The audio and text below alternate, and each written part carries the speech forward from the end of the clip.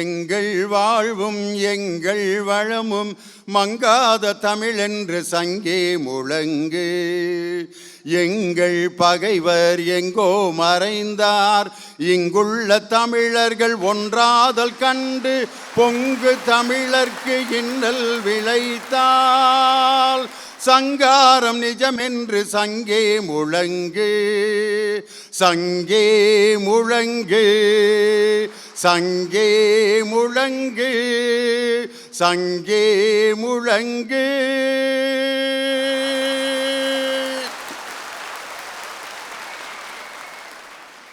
உலகத்தின் தொன்மையான மொழியான நம் தாய்மொழியான தமிழ் மொழியை வணங்கி சித்திரை 1ஆம் நாள் மக்கள் அனைவரும் மகிழ்ச்சியாக ஒரு சிந்தனையில் ஈடுபட வேண்டும் என்ற நோக்கத்தில் உலகம் முழுவதும் வாழ்ந்து கொண்டிருக்கக்கூடிய கோடான கோடி கலைஞர் தொலைக்காட்சியின் ரசிக பெருமக்களுக்கு ஒரு நல்ல தலைப்பில் எங்களுடைய பட்டிமன்றத்தை வழங்கி உலகம் முழுவதும் இருக்கும் கலைஞர் தொலைக்காட்சியின் ரசிக பெருமக்கள் அனைவருக்கும் என்னுடைய மனமார்ந்த வாழ்த்துக்களையும் வணக்கத்தையும் முதலில் தெரிவிப்பதில் மகிழ்ச்சி அடைகிறேன்.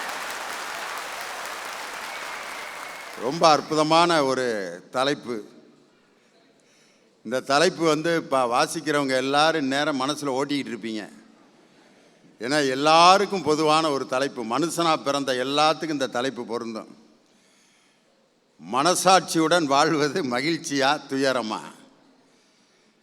இந்த மனசாட்சிங்கிறது முதல்ல எங்கே இருக்குது அப்படின்னு யாருக்காவது இடம் காட்ட முடியுமா? ஆனால் பெரும்பாலும் இந்த இடத்த தான் சொல்லுவான்.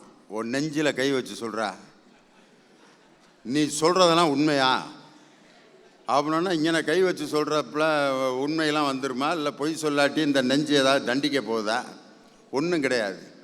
என்னமோ ஒரு பயம். இந்த நெஞ்சில் கை வச்சு சொல்கிறான்னு சொன்னோன்னா நம்மளுக்கு ஒரு பயம் வருது. என்னமோ ஒரு செக்கு வைக்கிறானே அப்படின்ட்டு பொய் சொல்லணும்னு நினைக்கிறவங்க கூட நெஞ்சில் கை வச்சு சொல்கிறான்னு சொன்ன உடனே நம்மளை அறியாமையே நம்ம உண்மை சொல்லணும்னு ஒரு உந்துதல் ஏற்படுது. அந்த மாதிரி ஒரு உந்துதலை தான் நம்ம இன்றைக்கி மனசாட்சின்னு சொல்கிறோம். பல இடங்களில் அந்த வார்த்தையை நம்ம யூஸ் பண்ணுவோம். பஸ்ஸில் ஒரு வயசானவர் நின்றுட்டுருப்பார். ஒரு சீட்டில் ஒருத்தன் சின்ன பையன் அப்படியே உட்காந்து அந்த வயசானவர் நடுங்கிட்டு இருக்கவர் அப்படியே பார்த்துக்கிட்டே இருப்பான். கண்டக்டர் சொல்கிறாரு, தம்பி ஐயாவுக்கு கொஞ்சம் இடம் கொடுப்பா. முடியாது, முதலேருந்து நாங்கள் இங்கே உட்காந்துருக்கோம்ல, அவருக்கு இடம் கொடுக்குறதுக்கு தான் நாங்கள் முன்கூட்டியே இங்கே உட்காந்துருக்கோமா அப்படிங்கிறான். அப்போ கண்டக்டர் இருந்து அடுத்து வர்ற வார்த்தை என்னென்னா, ஏன் தம்பி கொஞ்சமாவது உனக்கு மனசாட்சி இருக்கா? இந்த வயசானவரை நிற்க வச்சு பார்க்குறிய அப்படின்னு வயசானவரை நிற்க வச்சு பார்க்குறதுக்கு மனசாட்சிக்கு என்ன தொடர்பு? அப்போ வயசானவர் நின்னா மனசு வேதனைப்படுது பாருங்க. அந்த வேதனையை தான் எல்லாரும் என்ன சொல்கிறோம்னா மனசாட்சி அப்படின்ட்டு நம்ம வரையறை சொல்கிறோம். நல்ல விஷயங்களினுடைய தேக்கம் இருக்குது பார்த்தீங்களா, அதுதான் மனசாட்சி. இந்த மாதிரி மனசாட்சிப்படி வாழ்வது துயரமா மகிழ்ச்சியான்னு பேச வந்திருக்காங்க. வாழ்க்கைங்கிறது மகிழ்ச்சி துயரம் ரெண்டும் கலந்தது தான். ஏதாவது ஒன்று மட்டும் நம்மளுக்கு வந்துக்கிட்டே இருந்துச்சுன்னா பயந்துருவோம். வாழ்க்கையை பார்த்துட்டு வெறும் சந்தோஷமாக வருதுன்னு வச்சுக்கோங்க. திடீர்னு மாமா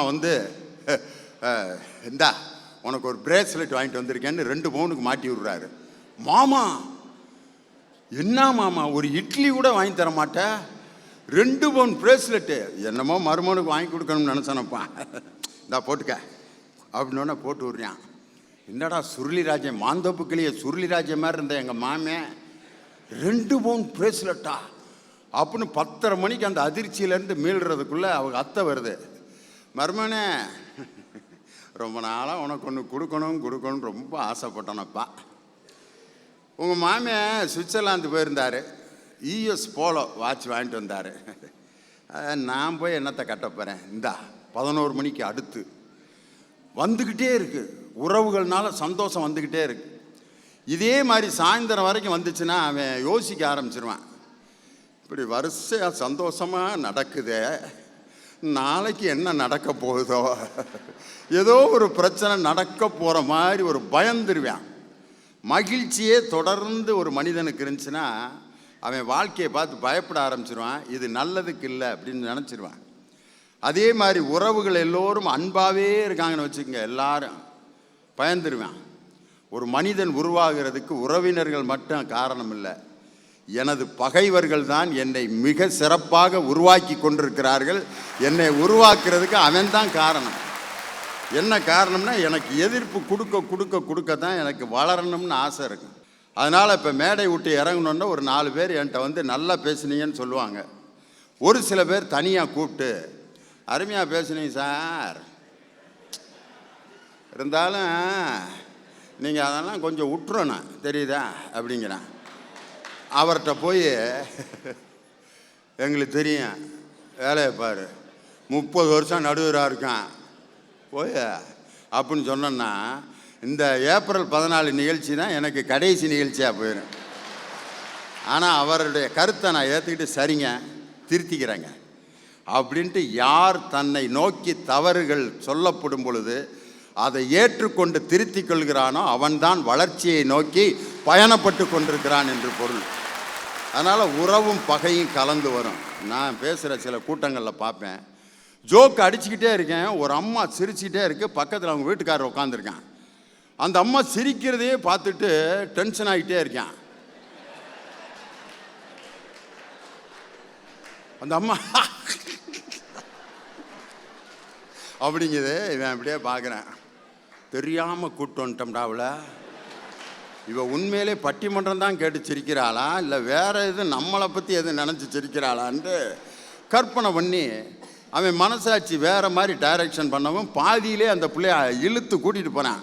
அட இரியா இருந்து நீ சிரிக்கிறது எனக்கு சந்தேகமாக இருக்கு, நீ உண்மையிலே நகைச்சுவையை கேட்டு தான் சிரிக்கிறியா, எனக்கு உண்மையிலே பயமாக இருக்கு, நீ முடிஞ்சோன்னே வீட்டுக்கு என் கூட வருவியான்னு இப்போ எனக்கு சந்தேகமாக இருக்குங்கிறான். இவனையெல்லாம் எந்த லிஸ்ட்டில் கொண்டு போய் சேர்ப்பீங்க? துணிக்கடைக்கு கூப்பிட்டு போகிறான் என் ஒய்ஃபை, அதில் வந்து இந்த சேலையை வச்சு காமிப்பாங்க பார்த்தீங்களா, ஆம்பளைய தங்கமானவங்க அவங்க.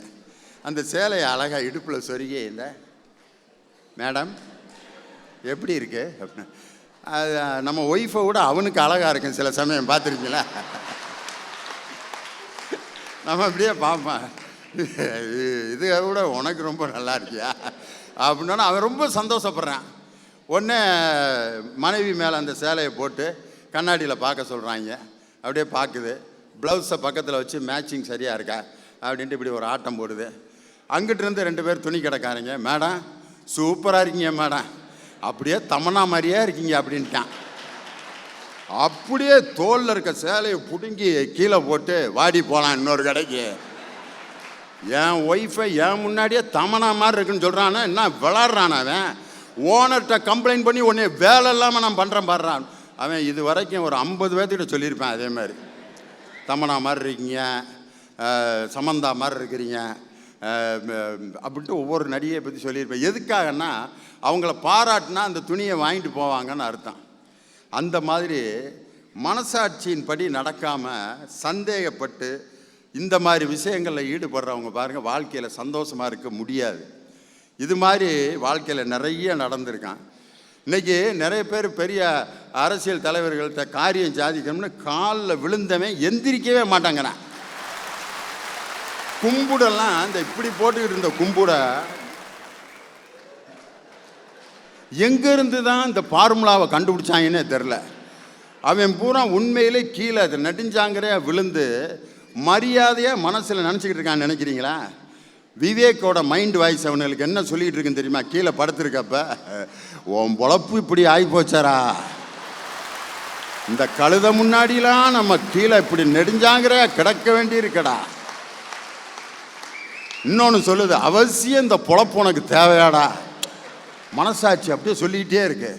பரவாயில்ல, இங்கே விழுந்துட்டீன்னா வெளியே 10 பேர்கிட்ட பந்தா காட்டலாம், ஒரு 3 தடவை விழுந்தீங்கன்னா அங்கே 30 பேர்த்துக்கிட்ட பந்தா காட்டலாம்டா, விழுடா விழுடா அப்படின்னு இன்னொரு மனசாட்சி சொல்லுது.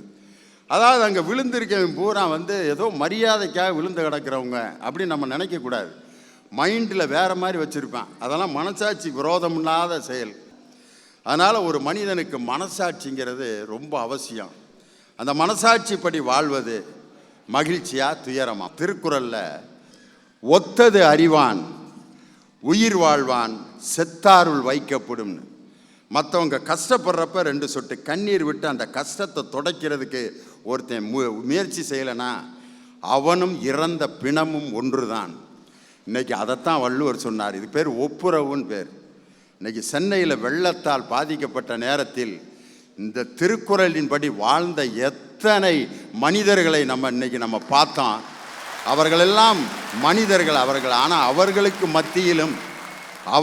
மத்தியிலும் கொடுக்கின்ற பொருளின் மீது பெயரையும் படத்தையும் ஒட்டி இதுதான் முக்கியம் என்று கொடுத்த அந்த காட்சியை நம்ம பார்த்தோம். ஆனால் உண்மையிலே உதவி செய்து அந்த ஒரு மனிதனுடைய கஷ்டத்தில் பங்கேற்க தெரியாதவன் இறந்த பிணத்திற்கு சமம் அப்படின்னு சொல்கிறார்.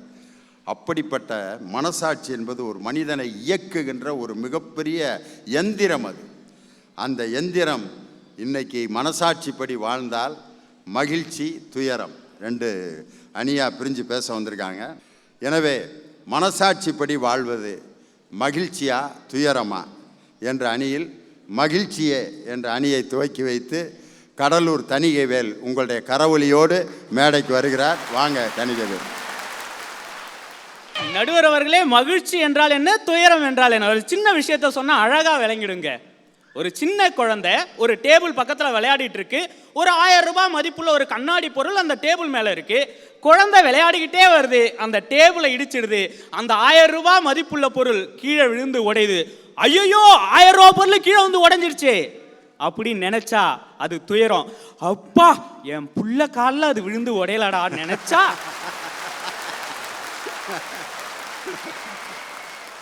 அதுதான் மகிழ்ச்சி.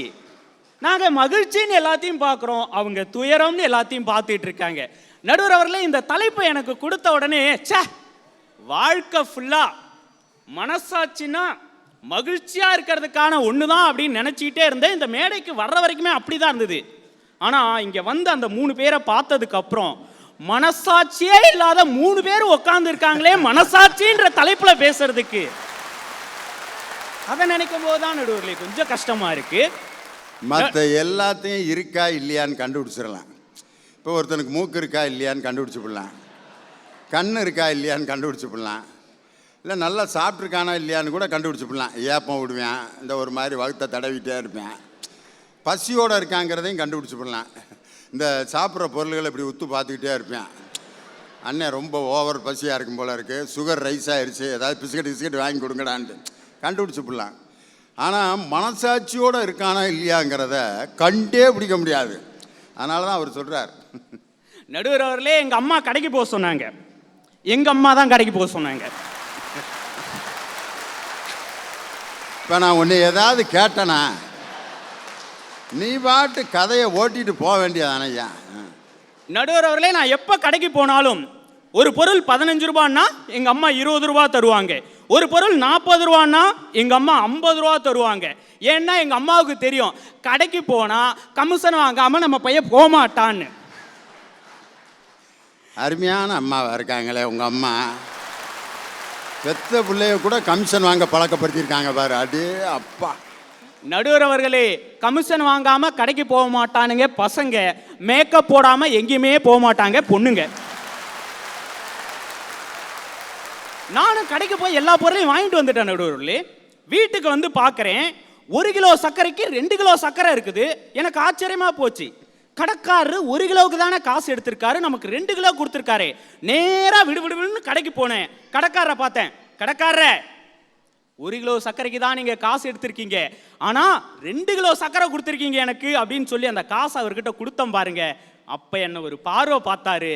தம்பி, இது வரைக்கும் நான் பொட்டலங்கட்டி தான் உனக்கு கொடுத்துருக்கேன். உன் மனசாட்சியுடைய நேர்மையை பார்க்கும்போது எனக்கு ஒரு பொண்ணு இருந்தா அதையே உனக்கு கட்டி கொடுக்கலான்னு பார்க்குறேன் பாருங்க. 1 கிலோ ஜீனிக்கு பொண்ணை கொடுக்குறான்னா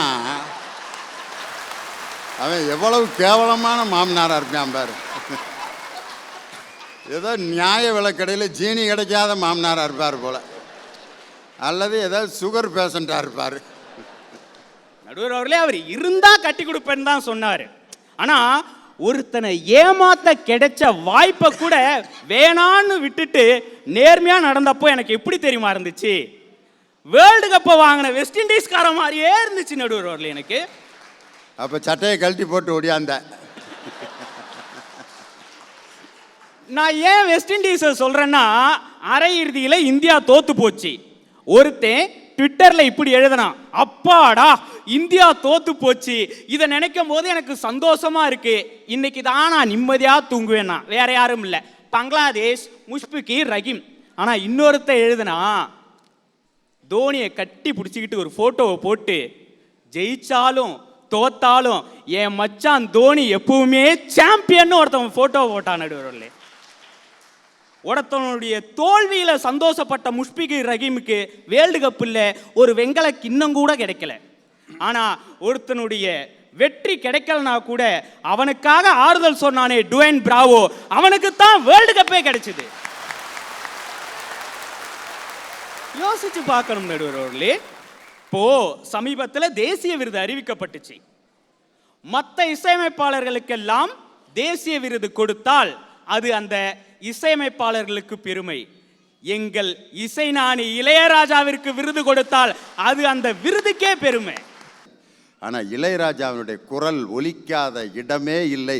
கிராமந்தோறும் திருவிழாக்கள், திருமண வீடுகள், காதுகுத்து வீடுகளில் அவருடைய பாடல்கள் ஒலிக்காத இடம் இல்லை. அதனால தான் 1000 படங்களுக்கு இசையமைத்து இன்னைக்கு தேசிய விருது வாங்கி ஒரு தமிழனுக்கு பெருமை சேர்த்த இசைஞானி இளையராஜா. சந்தோஷமா இருக்கு. நடுவர் அவர்களே, நம்ம நாட்டில் விவசாயிகள் சந்திக்காத பிரச்சனையா? எத்தனையோ பிரச்சனைகளை விவசாயி சந்திச்சிட்டு இருக்கான். 5000 கோடி 6000 கோடின்னு அடித்தவன் எல்லாம் ஃப்ளைட்டில் போய் வெளிநாட்டில் சந்தோஷமா இருக்கான். டிராக்டருக்கு டியூ கட்டாததுக்கெல்லாம் அடி வாங்கிட்டு இருக்காங்க நம்ம நாட்டில் விவசாயிங்க. நான் போய் அந்த விவசாயியை பார்த்து கேட்டேன், ஏயா இவ்வளோ பிரச்சனையை சந்திக்கிறீங்களே, உங்களுக்கு எவ்வளோ துயரமாக இருக்கும் அப்படின்னு கேட்டேன். அதுக்கு அந்த விவசாயி தோள் மேலே கை போட்டு சொன்னார், தம்பி எத்தனை பேர் வேணாலும் விவசாய நிலங்களை தமிழ்நாட்டில் கூறு போட்டு விற்கலாம், ஆனால் கூறு போட்டு விற்கிறவனுக்கும் சோறு போட்டு பார்க்கிறவன் தான்டா தமிழ்நாட்டு விவசாயின்னு சொன்னானே. எவ்வளவு உன்னதமான நினைப்புங்க அது. இதெல்லாம் விட்டுட்டு துயரம் துயரம்னு பேசுறதுக்கு 3 பேர் அந்த பக்கம் திரும்பினாலே எனக்கு துயரமா இருக்கு நடுவர். உலகத்திலே யார் தெரியுமா மிகப்பெரிய பணக்காரன்? லட்சங்கள்ல வாழ்றவனா? கிடையாதுங்க. கோடிகள்ல வாழ்றவனா? கிடையாதுங்க. பில்கேட்ஸா? கிடையாதுங்க. எவன் ஒருத்தன் படுத்த அடுத்த 4 செகண்ட்ல கண்ணை மூடனே தூக்கம் வருதோ அவன் தாங்க கோடீஸ்வரன். நடுவர்களே, இப்படி சொல்லி நிறைவு செய்யலாம்.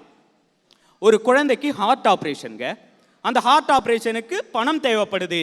ஒரு தொண்டு நிறுவனத்துக்கு கால் பண்றாங்க. அந்த தொண்டு நிறுவனத்திலேருந்து கேட்குறாங்க, எவ்வளவுங்க பணம் வேணும்? 50,000 வேணுங்க. 70,000 வச்சுக்கோங்க குழந்தை ஆப்ரேஷனுக்கு. 1 வாரம் கழிச்சு கால் வருது, நீங்க அந்த பணம் கேட்டவங்க தாங்க, அந்த குழந்தைக்கு ஆப்ரேஷன் பண்ணிட்டீங்களா? இல்லை சார், உங்க அட்ரஸ் கொடுங்க. அப்படி அட்ரஸா? ஏற்கனவே 70,000 கொடுத்துட்டோம், இன்னும் ஆட்டை போடுறதுக்கு கேட்குறானோ அப்படின்னு நினைக்கிறாங்க. இல்லை சார், அந்த குழந்தைக்கு ஆப்ரேஷனை கொஞ்சம் டிலே பண்ணதுனால எங்களால் முழுசாக பணத்தை திரட்ட முடியல, அந்த குழந்தை இறந்து போச்சு, நீங்கள் உங்கள் அட்ரஸ் அனுப்புனீங்கன்னா அந்த பணத்தை உங்களுக்கே நாங்கள் திருப்பி அனுப்பிடுறோம் சார்ன்னு சொன்னாங்க.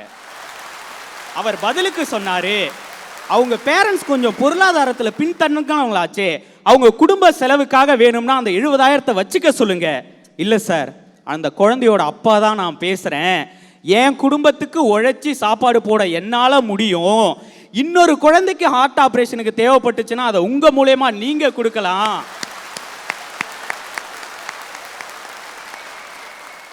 ஏழையா இருந்தாலும் எங்களுக்கும் மனசாட்சி இருக்குது சார்னு சொன்னார். இது துயரமா? இது நெகிழ்ச்சி. அதுதான் நமக்கு மன நிறைவையும் மகிழ்ச்சியும் தரும் என்று சொல்லி நல்லதொரு வாய்ப்பிற்கு நன்றி பாராட்டி இடம் அமர்கின்றேன். நன்றி, வணக்கம். அதாவது தனிகவேல், மடியில் கனம் இல்லை, வழியில் பயம் இல்லைங்கிற மாதிரி நேர்மையாக வாழ்கிறவன் எப்பொழுதும் மகிழ்ச்சியோடு தன்னம்பிக்கையோடு அமைதியாக இருப்பான் அப்படின்னார்.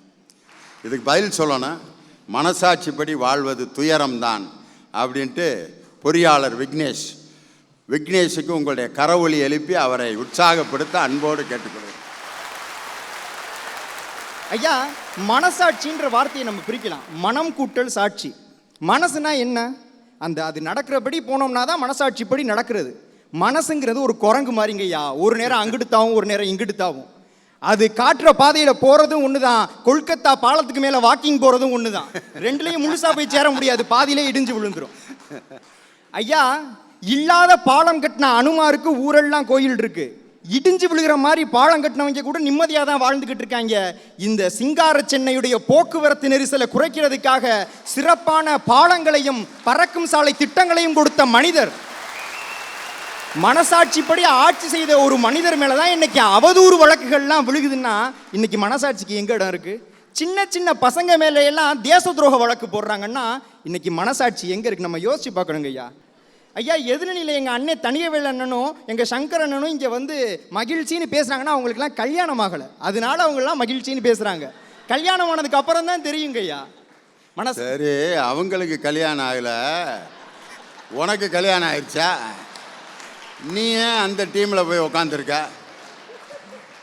ஐயா, மொட்டை மாடியிலேருந்து கீழே குடிச்சா கை கால்லாம் உடைக்கும்னு குதிச்சு பார்த்தா தான் தெரியணும், இல்லை அடுத்தவன் குதிக்கிறத பார்த்தாலே நம்ம தெரிஞ்சுக்கலாம். ஒண்ணும் இல்லைங்கய்யா. எவ்வளவு கல்யாணம் ஆனவங்களை பார்த்து நொந்து நூலாயிருக்காரு பாருங்க. வேணாமுடா நமக்கு இந்த விஷப்பறிச்ச அப்படின்னு. ஐயா, உங்கள் கல்யாணமாய் ரொம்ப நாள் ஆனதுனால உங்கள்ட்ட இன்னொரு கேள்வி கேட்குறேன். நீ கேட்க போறத பார்த்தா ரொம்ப பீடிய போடுற. நல்ல கேள்வியா கேளப்பா. மனைவியுடைய பாசத்துக்கும் தாயுடைய பாசத்துக்கும் என்னங்கய்யா வித்தியாசம்? நீ என்ன குடும்பத்தில் குழப்பத்தை உண்டு பண்ற கேள்வியில கேட்டுக்கிட்டு இருக்க?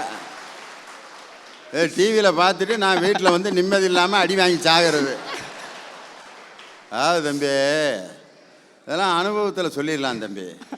தாயினுடைய பாசம் உணர்ச்சி மிக்க பாசம். இப்போ உதாரணத்துக்கு ஒரு இடத்துல நான் தடிக்கி விழுக போனேன்னா என்னுடைய பெத்த தாய் உட்காந்துருந்தாங்கன்னா, ஐயோ எம்பளை விழுந்துட்டான், ஐயோ சாமி அடி பிடிச்ச பார்த்து போ ராசா ராசா அப்படிம்பாங்க. என் மனைவி எந்திரிச்சு வந்து என்ன சொல்லுவாங்கன்னு உங்களுக்கே தெரியும். ஏயா கண் என்ன முதுகுலையா இருக்கு, இந்த தரையை பார்த்து நடக்க தெரில, உன்னையெல்லாம் எவையா நடுவர் ஆக்குனது? இதுதான். அதாவது அது எமோஷனல், உணர்ச்சி வசப்பட்ட அன்பு.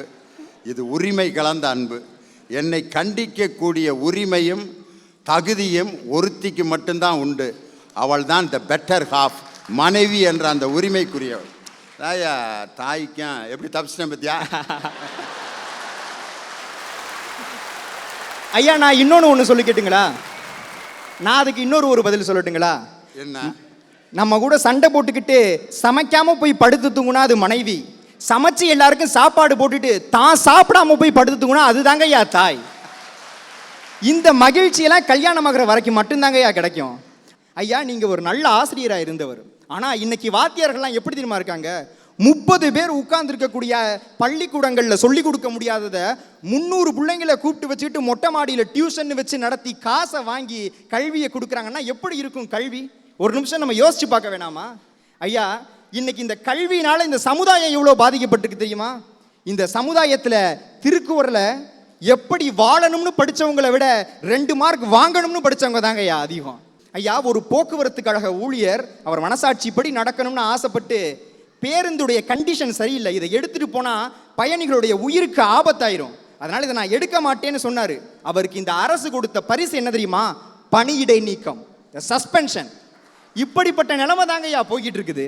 ஐயா, ஒரு தனி மனிதருக்காக அந்த மனிதர் நம்மளை காப்பாற்றுவாங்கன்னு நம்பி பல பேர் தற்கொலை பண்ணி செத்து போனானுங்க. அந்த நபர் யாருன்னு நம்ம மனசுக்கிட்ட அறிவாலயம் என்ன சொல்லி காட்டுனுச்சு தெரியுமா? அந்த நபரை நீங்க டிவியில பார்த்துருப்பீங்க, பேனர்ல பார்த்துருப்பீங்க, ஏன் ஸ்டிக்கர்ல கூட பார்த்துருப்பீங்க. ஆனா நேர்ல பார்க்க முடியாது, பார்க்கவும் மாட்டீங்க. ஏன்னா அதெல்லாம் வெறும் நடிப்பு அப்படின்னு சொல்லிச்சு. நான் யாரை சொல்ல வர்றேன்னா சக்திமான சொல்ல வர்றேன். அப்படியா? ஆமாங்கய்யா.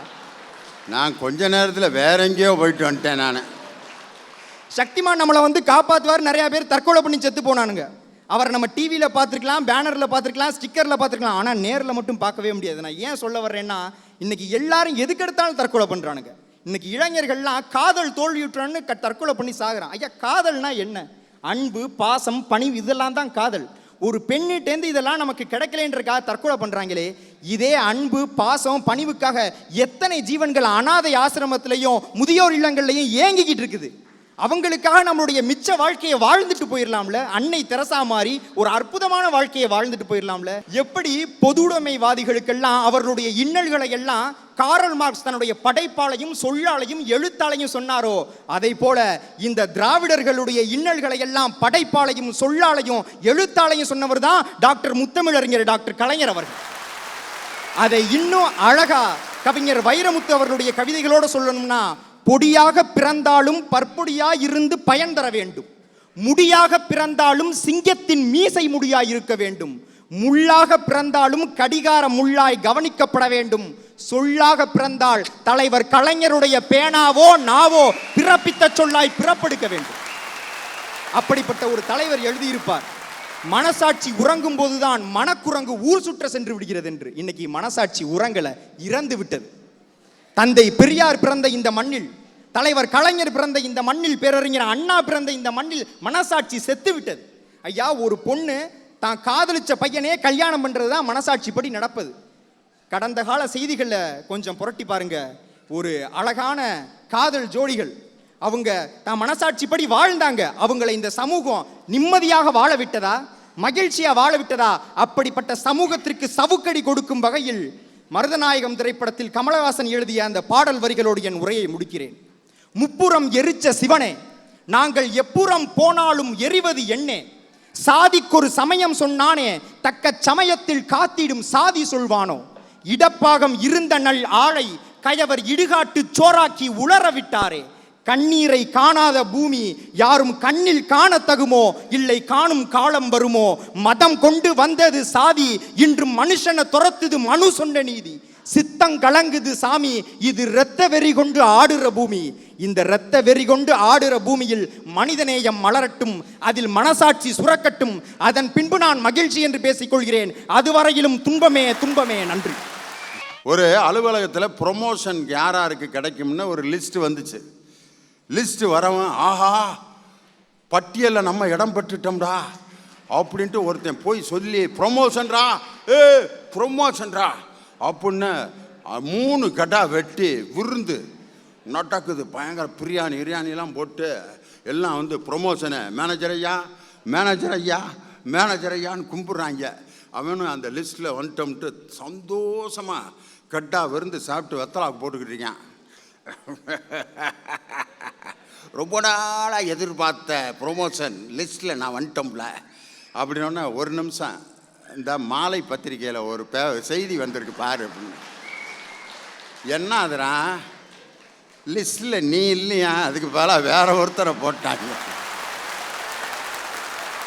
அந்த விருந்து தின்னவங்களெல்லாம் இப்படியே பார்க்கணும். தின்ட்டு போயிட்டீங்களேடா. அந்த மாற்றின ஆளை இவன் எந்திரிச்சு போய் சட்டையை பிடிச்சி கேள்வி கேட்டிருக்கணும்ல. அந்த மேனேஜிங் டைரக்டரை கேட்க மாட்டேங்கிறேன், அப்படியே உட்காந்துருக்கான். மனசாட்சிப்படி அவன் நடந்துக்கணும்னா அந்த எம்டிகிட்ட போய் எப்படியா லிஸ்ட்டில் இருந்து என்ன ஏன் எடுத்த அப்படின்னு கேட்டிருக்கானே, கேட்கலையே. மனசாட்சிப்படி நடந்ததுனால 5000 பேருக்கு கடை வெட்டி விருந்து போட்டுவிட்டு கடனை கட்டிக்கிட்டு உட்காந்துருக்கான். யார்? மனசாட்சிப்படி நடந்தவன் தலையில் துட்டோ போட்டு அழுக வேண்டியதுதான். அதுதான் சொன்னார் விக்னேஷ். அதுக்கு பதில் சொல்லணும். இவ்வளவு நேரம் 2 ஆண்கள் பேசினாங்க, இனி பெண்கள் பேசணும். அவர்களுடைய மனசாட்சி என்பது ஆண்களுடைய மனசாட்சியை விட மிகவும் சக்தி வாய்ந்த மனசாட்சி. அதனால் கோவையிலிருந்து வருகை வந்திருக்கக்கூடிய அருமை சகோதரி பூரணகலா, மனசாட்சிப்படி வாழ்வது மகிழ்ச்சியே அப்படிங்கிற அணிக்கு கருத்துக்களை வழங்க வருகிறார். ஐயா, மனசாட்சிப்படி வாழ்றது மகிழ்ச்சி தான் கொடுக்கும். அதை போய் இவங்க 3 பேர்கிட்ட கேட்டிங்கன்னா என்ன சொல்லுவாங்க? இவங்களுக்கெல்லாம் மனசாட்சி மட்டும் தான் ஆகாதுன்னு நினைக்கிறீங்களா? டீயில் சர்க்கரை ஆகாது, இட்லிக்கு பொடி ஆகாது, காரு கதவை திறந்தா காற்று ஆகாது, காரு கதவு முன்னா ஏசி ஆகாது. இவங்களையெல்லாம் கூப்பிட்டு வந்து மனசாட்சிப்படி பேச வச்சிங்கன்னா என்னத்தான் பேசுவாங்கய்யா? ஒரே பொய்யும் பித்தலாட்டம் மட்டும்தான். விட்டா டைட்டானிக் கப்பல் மூழ்கி போனதுக்கு காரணம் இவங்க 3 பேரும் போய் கட்டி வச்ச 3 எலுமிச்சம்பழம் தான் சொல்லுவாங்க. ஐயா, மனசாட்சின்னு என்ன தெரியுங்களா? நீங்க கிளி ஜோசியம் பார்ப்பீங்களா? ஏமா யாரை பார்த்து என்னம்மா கேட்டுக்கிட்டு இருக்க? நான் ஜோசியத்தை அறவே வெறுக்கிறவன், என்னைய போய் கிளி ஜோசியம் பார்க்குறேன் கேட்குறிய? இல்லைம்மா, எனக்கு அதில் எல்லாம் நம்பிக்கை இல்லை. கிளி ஜோசியம் பார்ப்பது மூட நம்பிக்கை. ஆனாலும் பாருங்கள், பசியால் தவிக்கிற பச்சை கிளிக்கு ஒரு நெல்மணியாவது கிடைக்கட்டும் என நினைப்பதுதான் எங்களுடைய மனசாட்சி. ஐயா மனசாட்சிப்படி வாழலன்னு வச்சுக்கோங்களேன், வீட்டில் ஒரு வேளை சாப்பாடு கூட கிடைக்காது. ஒன்றும் இல்லைங்க, நம்ம தனபால் அண்ணன் வீட்டுக்கு போயிருக்காரு, அண்ணிக்கிட்ட பசிக்குதுமா சாப்பாடு வையின்னு சொல்லியிருக்காரு. அண்ணி உடனே தக்காளி சாப்பாடு வச்சுருக்காங்க. இவருக்கு உடனே இன்னைக்கு வந்து நம்ம புகழ்ந்து தள்ளிடணும், இன்னைக்கு ஒரு நாளாவது சண்டை போடாமல் இருக்கணும்னு முடிவு பண்ணுறாரு. உப்பு கரெக்டாக இருக்குது, காரம் கரெக்டாக இருக்குது, கலர் ஃப்ளேவர்லாம் நல்லா இருக்குது, இந்த தக்காளி சாப்பாடு பிரியாணி மாதிரி இருக்குன்னு கடைசியில் ஒரு செக் பாயிண்ட் வைக்கிறாரு. உடனே அந்த அண்ணியும் ரொம்ப சந்தோஷப்பட்டு விட்டாங்க. அடுத்த நாள் மத்தியானம் மொட்டை வெயிலில் வராரு. அம்மா ரொம்ப பசிக்குது, சீக்கிரம் எடுத்து வைமா சாப்பாடு, ஜில்லுன்னு ஏதாவது எடுத்து வை அப்படிங்கிறாரு. உடனே எங்கள் அண்ணி வச்சாங்க பாருங்க செக்கு, ஃப்ரிட்ஜில் இருந்து நேற்று வச்சு அதே தக்காளி சாப்பாடு கொண்டு வந்து வச்சாங்க. உடனே தனபால் அண்ணனுக்கு கோவம் வந்துருச்சு. என்னம்மா நேத்தா இதை சாப்பிட்டேன், இன்னைக்குமா அப்படின்னாரு. ஏங்க நீங்கள் தானே சொன்னீங்க தக்காளி சாப்பாடு பிரியாணி மாதிரி இருக்குன்னு, அதான் சாப்பிடுங்க அப்படின்னாங்க. இப்போ பார்த்தீங்களா மனசாட்சிக்கு விரோதமாக நடந்தால் என்ன நடக்குது அப்படின்னு. தனபால் 5 கல்யாணம் ஆகாத பேச்சாளர்களுக்கு மத்தியில் நீயும் நானும் படுற வேதனையை பார்த்தியா? உதாரணத்துக்கு நம்மளைத்தான் எடுக்கிறாங்க. தக்காளி சாதம் நீங்கள் யாராவது போய் உங்கள் வீட்டுக்காரமாட்ட தக்காளி சாதம் செய்ய முடியுமா? ஒருத்தருக்கும் கல்யாணம் ஆகலை. எடுத்தோன்னு தனபால் அவன் வீட்டில் போய் தக்காளி சாதம் செஞ்சார். விக்னேஷ் வந்து உங்களுக்கு தாயினுடைய அன்புக்கும் மனைவியினுடைய அன்புக்கும் என்ன வித்தியாசம், போய் அடிச்சுக்கிட்டு சாகட்டும்ட்டு என்னத்தையாவது கேள்வி கேட்குறது. 2 கல்யாணம் ஆனவங்க இந்த 5 பேர்த்துக்கு இடையில கிடந்து படுறான். ஐயா ஆல்ஃபர்ட் நோபல் நமக்கெல்லாம் தெரிஞ்சவர், டைனமட்டுங்கிற ஒரு வெடிமருந்தை கண்டுபிடிச்சவர். அவருடைய தம்பி வந்து மிகப்பெரிய தொழிலதிபர். அவர் ஒரு வேலையாக வெளிநாட்டுக்கு சென்றிருக்காரு. அப்போ வந்து ஒரு விபத்து காரணமாக இறந்துடுறாரு. அந்த செய்தியை கேட்டனும் ஆல்ஃபர்ட் நோபல் ரொம்ப அதிர்ச்சி அடைஞ்சிடறாரு. என்னோட தம்பிக்கு இப்படி ஒரு நிலைமையா அப்படின்னு சொல்லி வேக வேகமாக அந்த வெளிநாட்டுக்கு போகிறாரு. போகிறப்ப லார்ஜில் தங்க வேண்டிய ஒரு நிலைமை. அடுத்த நாள் காலையில் நியூஸ் பேப்பர் வருது, ஆங்கில நியூஸ் பேப்பர். அதோட தமிழாக்கம் இப்படி இருந்துச்சு: ஒரு மரண வியாபாரியின் மரணம் அப்படின்னு இருந்து அவனுடைய தம்பியோட புகைப்படத்தை போட்டிருந்தாங்க. அப்போ அவருடைய மனசாட்சி கேட்டது, உன்னுடைய மரணமும் இப்படித்தான் இருக்க வேண்டுமா அப்படின்னு மனசாட்சி ஒரே ஒரு கேள்வி கேட்டது. அதோட விளைவு என்ன தெரியுமா? வெடிமருந்துகள் அது மூலியமா செஞ்ச எல்லா பணத்தையும் சேர்த்து நோபல் பரிசுங்கிற மிகப்பெரிய நிறுவனத்தை நிறுவினார். அதோட விளைவு இன்னைக்கு பல துறைகளில் சாதிச்சுட்டு வர சாதனையாளர் கையில மிகப்பெரிய மகிழ்ச்சியை கொடுத்திருக்கு. அதனால என்ன தெரியுமாச்சு? நோபல் பரிசை நிறுவிய நோபலின் மரணம் தான் என்று வந்தது. அப்போ மனசாட்சிப்படி செயல்படும் போது ஒரே ஒரு முறை தான், அவருடைய ஒரு முறை அவருடைய மனசாட்சி பேசியதோட விளைவு நோபல் பரிசுங்கிற நிறுவனம் நமக்கு கிடைச்சிருக்குன்னு சொன்னா, ஒவ்வொரு முறையும் நம்முடைய மனசாட்சி பேசினா எப்படி இருக்குன்னு யோசிச்சு பாருங்க. ஐயா டை கட்டி வாழுகிற படிப்பாளியை விட எவனுக்கும் கை கட்டி வாழாத உழைப்பாளி மேலுங்க. இன்னைக்கு உழைப்பாளிகள்லாம் யாருக்கும் கை கட்டி நிற்க மாட்டாங்க. தான் உழைக்கிறேன், தான் சாப்பிட்றேன், நிம்மதியாக தூங்குவாங்க. ஆனால் படிப்பாளி அப்படி இல்லை. என்னைக்கு எந்த கம்பெனியில் வேலை போகும், யாருக்கு காக்கா பிடிக்கல, அடுத்து எவங்கிட்ட போய் சொல்லானே தெரிஞ்சுக்கிட்டு இருப்பாங்க. அவங்க எல்லாம் கருவறை முதல் கல்லறை வரை சில்லறை வேணும்னு சொல்லி தெரிஞ்சுக்கிட்டு இருக்கவங்க படிப்பாளிக கூட்டம். அழகா சொல்லுவாங்க, சென்னை அது ஒரு தலைநகரம் மட்டுமல்ல, அழகிய சிலை நகரம் கூட தான். ஏன் தெரியுமா? இங்குதான் சிலைகளில் கூட உழைப்பாளிகள் உழைத்துக் கொண்டே இருக்கிறார்கள். எங்களுடைய உழைப்பாளிகள் வந்து யாருக்காக கை கட்டி நிற்க மாட்டாங்க, மனசாட்சிப்படி உழைப்பாங்க, அதில் வர காசை வச்சு வாழ்வாங்க. அதுதான் மனசாட்சி. ஐயா பல்சருக்கும் ஸ்கூட்டிக்கும் போட்டியாம், இறுதியில் வென்றது என்னமோ ஆம்புலன்ஸ் தான். அதுதான் உண்மை. இன்னைக்கு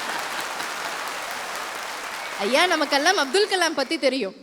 அவர் குடியரசுத் தலைவராக பதவியேற்கிற பொழுது 40-50 லாரிகளில் அவருக்கு ஒரே பரிசு பொருட்களாக வந்து விழுகுது. அப்போது அவர் ஒரு சூட்கேஸோட உள்ளே போகிறாரு, திரும்பி வரும்போது 2 சூட்கேஸோட வராரு. எல்லாரும் கேட்குறாங்க, போகிறப்போ ஒரு சூட்கேஸோட போனீங்க, வரப்போ 2 சூட்கேஸோட வரீங்களே, என்ன விஷயம் அப்படின்னு. அப்போ அவர் சொன்னாராம்மா, இந்த 40-50 லாரிகளில் வந்த பரிசு பொருட்கள்லாம் எனக்கு வந்தது கிடையாது, என்னுடைய பதவிக்கு வந்தது. அதெல்லாம் இங்கேயே இருக்கட்டும், எனக்காக வந்தது இந்த புத்தகங்கள் மட்டும்தான், அதை மட்டும் எடுத்து செல்ல அனுமதிங்கள்னு சொன்னாரே, அவர் தாங்க மனசாட்சி நிறுவம். ஐயா மனசாட்சிப்படி நம்ம வாழ்ந்தோன்னா இன்றைய நம்முடைய கையெழுத்து நாளை ஆட்டோகிராஃபாக மாறும். நடுவர் அவர்களே, நேற்றைய உங்களுடைய கையெழுத்து இன்று ஆட்டோகிராஃபாக மாறி இருப்பதற்கு காரணமும் அதுதான். மனிதனுக்கு வேண்டியது தூக்கம், வேண்டாதது துக்கம். மனசாட்சிப்படி நின்று வாழ்ந்தால் துக்கம் தூர போக தூக்கம் பக்கம் வரும், மனசாட்சி கொன்று வாழ்ந்தால் தூக்கம் தூரம் போக துக்கம் பக்கம் வரும் என்று கூறி மனசாட்சியோடு வாழ்வது என்றைக்கும் மகிழ்ச்சி தான் தரும். உங்களுடைய மனசாட்சி தொட்டு இந்த ஜனசாட்சி முன்னிலையில் நல்லதொரு தீர்ப்பு வழங்குகிற என்ற நம்பிக்கையுடன் வாய்ப்பளித்தமைக்கும் வாய்மொழி கேட்டமைக்கும் நன்றி பாராட்டி விடைபெறுகிறேன். நன்றி. அருமையான செய்திகளை சொன்னாங்க. மத்திய அமைச்சராக இருந்த லால் பகதூர் சாஸ்திரி மதுரை ஜங்ஷனுக்கு வந்திருக்காரு, ரயில்வே அமைச்சர். வந்து அவர் ஆள் பார்க்க அமைச்சர் மாதிரி இருக்க மாட்டார், கண்ணங்கரையர்னு குட்டியாக இருப்பார். உதவியாளர்கள் 2 பேர் இந்த அங்கே நான் கொஞ்ச நேரம் நின்றுக்கிட்டு இருக்கேன்னு சொன்னோன்னே இவர் நேராக போயிட்டார். எங்கே? ரயில்வே ஜங்ஷன் அந்த ஸ்டேஷன் சூப்பரண்டுகிட்ட. இந்த மாதிரி எனக்காக ஒதுக்கப்பட்ட அறை எங்கே இருக்குன்னு.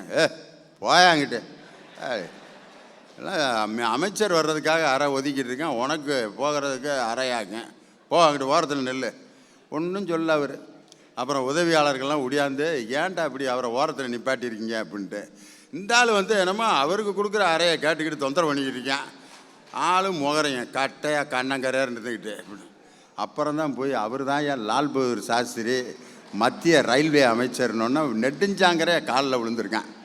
அந்த நேரத்தில் லால் பகதூர் சாஸ்திரி நினச்சிருந்தாலும் I'm the railway central minister அப்படின்னு இருந்தாருன்னா இன்றைக்கி அவரை பற்றி நான் பேசியிருக்க மாட்டேன். எப்படி தனக்கு சோதனைகள் வந்தாலும் அதை தாங்கி கொண்டு இருக்கிறாங்க பாருங்க, அவர்கள் தான் வாழ்க்கையில் சந்தோஷமாக இருப்பார்கள். மனசை கட்டுப்படுத்தி வாழ்ந்து பாருங்கள், அதுதான் மகிழ்ச்சி அப்படின்ட்டு அழகாக பேசினாங்க. இனி அதுக்கு பதில் சொல்லணும். ஒரு பெண்ணுக்கு பதில் சொல்ல இன்னொரு பெண் திருவண்ணாமலையிலிருந்து வருகை இருந்திருக்கும் அருமை சகோதரி அஞ்சலி அவர்களுக்கு கரவொலி எழுப்பி பாராட்ட அன்போடு கேட்டுக்கொள்கிறேன். நடுவர் அவர்களே, ரொம்ப அருமையான தலைப்பு. மனசாட்சியோடு வாழ்வது மகிழ்ச்சியா துயரமா அப்படின்னு சொல்லிட்டு என்னமோ எதிரணியில இருந்து 2 பேர் வந்து பேசினாங்க, மனசாட்சியோடு வாழ்ந்தால் மகிழ்ச்சி தான் கிடைக்கும். இன்னைக்கு எப்படி தெரியுமா மனசாட்சியோடு வாழற நடுவர் அவர்களே? அதுக்கு ஒரு உதாரணம் சொல்லட்டுமா? ஒருத்த கடவுள் கிட்ட வரம் கேட்கிறான். கடவுளே எனக்கு 10 கிலோ தங்கத்தை கொடு, கடவுளே எனக்கு 100 கிலோ வைரத்தை கொடு அப்படின்னு கேட்கிறார். கடவுளுக்கு கோவம் வந்துருச்சு. உடனே காட்சி கொடுக்குறாரு. டே நீ என்ன கேட்குறியோ நான் வரம் தரேன்டா, ஆனா ஒரு கண்டிஷன் அப்படின்னு சொல்றாரு கடவுள். பக்தன் கேட்கிறான், என்ன கண்டிஷனாக இருந்தாலும் பரவாயில்ல சொல்லுங்க கடவுளே, நான் உனக்கு என்ன வரம் கொடுக்குறனோ அதற்கு டபுளா உன்னுடைய பக்கத்து வீட்டுக்காரனுக்கு வரம் கொடுப்பேன்னு கடவுள் சொல்றாரு.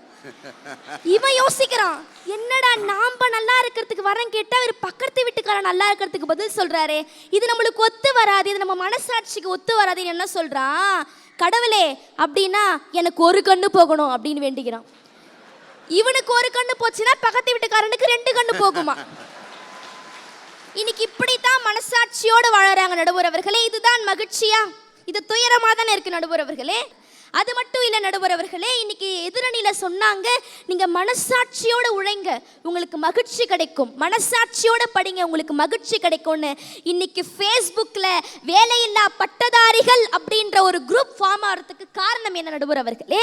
இன்னைக்கு அவங்க மனசாட்சியோடு தானே படிக்கிறாங்க. தான் படித்த படிப்புக்கு என்னுடைய நாட்டில் வேலை கிடைக்கும்னு சொல்லிட்டு இன்னைக்கு எத்தனை இளைஞர்கள் ரோடாக போய் வேலை தேடிக்கிட்டு இருக்காங்க.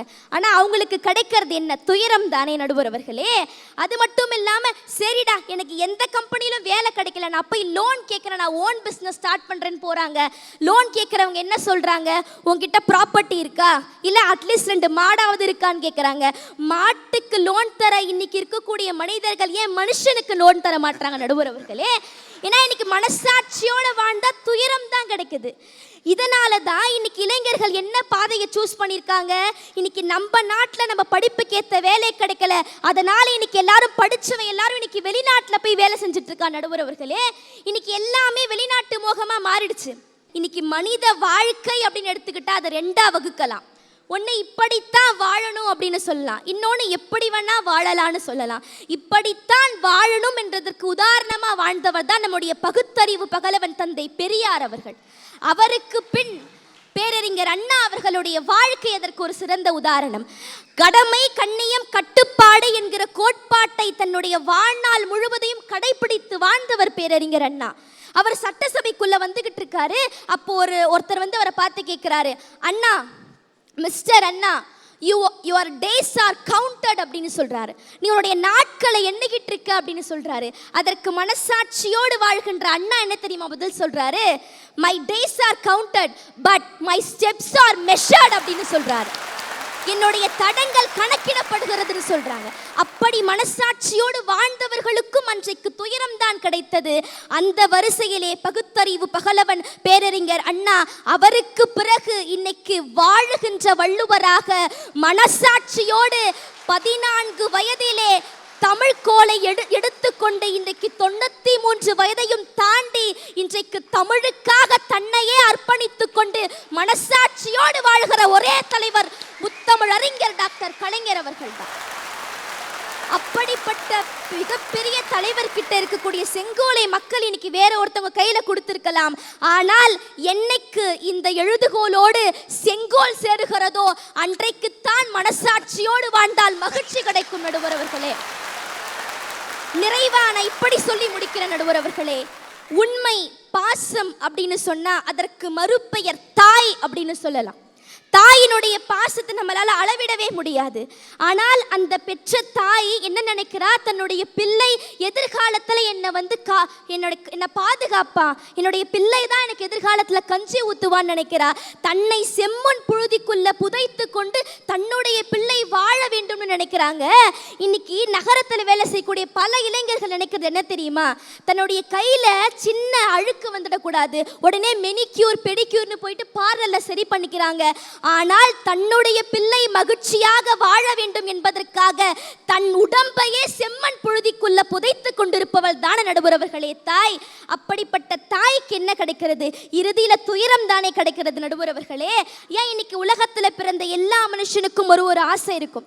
ஏன் உங்களுக்கு என்னங்க ஒரு மிகப்பெரிய ஆசை? எனக்கு மிகப்பெரிய ஆசையா?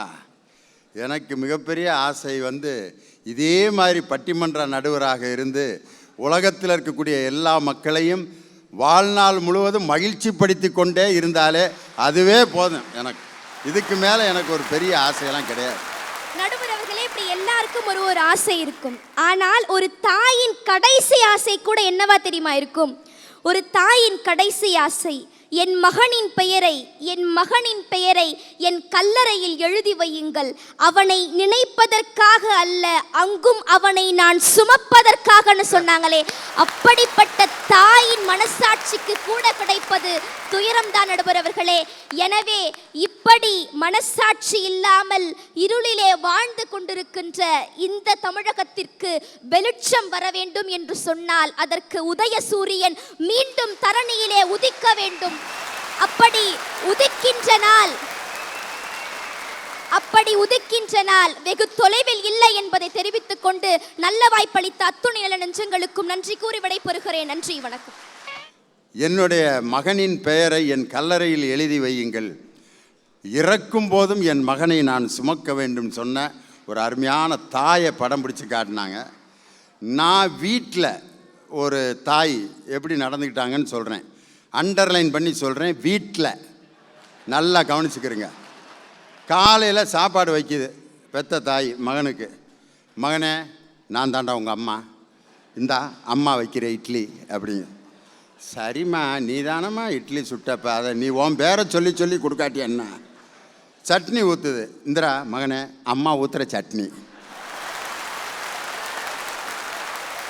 சாம்பார் எடுத்துகிட்டு வாம்மா, மகனே நான் தாண்டா உங்கள் அம்மா, இந்தா அம்மா ஊற்றுற சாம்பார். ஏம்மா தாகமாக இருக்குமா, இந்திரா அம்மா குடிநீர் இந்தா அப்படின்னு கொண்டு வந்து டம்ளரில் மொண்டு வைக்கிது. என்னம்மா சாம்பாரில் உப்பே இல்லை, மகனே அம்மா உப்புடா, இந்திரா அம்மா கொடுக்குற உப்பு. என்னம்மா சாம்பாரில் காயே இல்லை, இந்திரா அம்மா கொடுக்குற காய். நான் தாண்டா உங்கள் அம்மா. ஏம்மா சாப்பிட்டு முடிச்சுட்டு பார்க்குறேன் லைட்டாக இடத்து பக்கம் வலிக்குது. ஏம்மா வயிறு வலிக்குதுமா, ஒரு நிமிஷம் இரு, நான் தாண்டா உங்கள் அம்மா, இந்த அம்மா கொடுக்குற மருந்து அப்படின்னு. ஏம்மா இப்போ தாம்மா உன் மேலே எனக்கு சந்தேகமாகவே இருக்கு, உண்மையிலே நீ எங்கள் அம்மா தானா? பெற்ற தாய் பிள்ளைக்கு இப்படி சொல்லி சொல்லி காட்டுவானா? இந்த இட்லி சட்னி சாம்பார்லாம் நீ ஒரு ஆள் தான் சம்பாரித்து கொடுக்குறியா? அப்பா சம்பாதிக்கலையா? தாத்தா சம்பாதிக்கலையா? அவங்கெல்லாம் சம்பாதிச்சதுலேருந்து தானம்மா நீ எடுத்து கொடுக்குற. அப்புறம் ஏமா சும்மா உன் பேரை சொல்லி சொல்லி காட்டிக்கிருக்க அப்படின்னு. நல்லா கவனிச்சுக்கங்க, வீட்டில் நடந்ததை நான் சொல்லிக்கிட்டு இருக்கேன். அப்புறம் கேட்டான், இனிமே தான் கிளைமேக்ஸு, அவசரப்பட்டு கை தட்டிடாதீங்க. ஏம்மா நீ காய்கறி வாங்கிறதுக்கு 100 ரூபா வச்சுருந்தீல, அதை அப்பா எடுத்துகிட்டு போய் ஊற்றிட்டாரு, அப்போ அம்மா கொடுக்குற சாராயன்னு போய் சொல்லுவியா அப்படின்னு. சொல்லலாம், ஆனால் அதை சொன்னால் என்னை தப்பாக நினைப்பாங்க, அதனால தான் நான் சொல்கிறதில்ல. அதுவும் நான் கொடுக்குறது தான்டா அப்படின்னு இருக்கு. எவ்வளோ அழகான ஒரு தாயை படம் பிடிச்சி காட்டினாங்க. ஆனால் நான் பார்த்த வீட்டில் இப்படி ஒரு தாய். ஆனால் அந்த வீட்டில் இருக்க ஒரு தாத்தா சொல்கிறாரு, டே நீ இன்னைக்கு இப்படி இருக்கிறதுக்கு காரணம் உங்கள் பெரியப்பாடா. நீ இன்னைக்கு பள்ளிக்கூடத்துக்கு போகிறதுக்கு உனக்கு ஃபீஸ் கட்டினார்ல உங்கள் தாய் மாமா, அவரால் தான்டா நீ படித்த. உங்கள் சித்தப்பா இருக்கார் பார், அவர் தான்டா உனக்கு புஸ்தகத்தை வாங்கி கொடுத்தாருன்னு குடும்பத்திற்கு யாரெல்லாம் உதவி செய்தார்களோ அவர்களையெல்லாம் நினைவு கூர்ந்து கொண்டிருந்தார் தாத்தா. ஆனால் வைக்கிற இட்லியிலேருந்து குடிக்கிற தண்ணியிலேருந்து பெத்த பிள்ளைகிட்ட நான் தான் கொடுக்குறேன்ட்டு அந்த அம்மா சொன்னோன்னே அவன் முடிவு பண்ணிட்டான், இனிமேல் இந்த அம்மா எனக்கு வேணாம், இனிமேல் நான் இப்படி ஒரு மானங்கெட்டு போய் இந்த இட்லியை நான் திங்கிறதுக்கு தாத்தா கையில் பழைய சோறை நான் சாப்பிட்டுட்டு மானத்தோடு நான் வாழ்ந்துக்கிறேன்ட்டேன். நல்லா கவனிச்சுக்கங்க, வீட்டில் நடந்ததை நான் சொல்கிறேன். அருமையாக பேசுனாங்க அஞ்சலி. இனி அதுக்கு பதில் சொல்லணும். வாப்பா மதுரை சங்கர். குரங்கிலிருந்து மனிதன் என்பது பரிணாம வளர்ச்சி. ஒவ்வொரு மனிதனுக்கும் நிச்சயம் தேவை மனசாட்சி. இங்கு நடப்பதெல்லாம் வெறும் காணொளி காட்சி.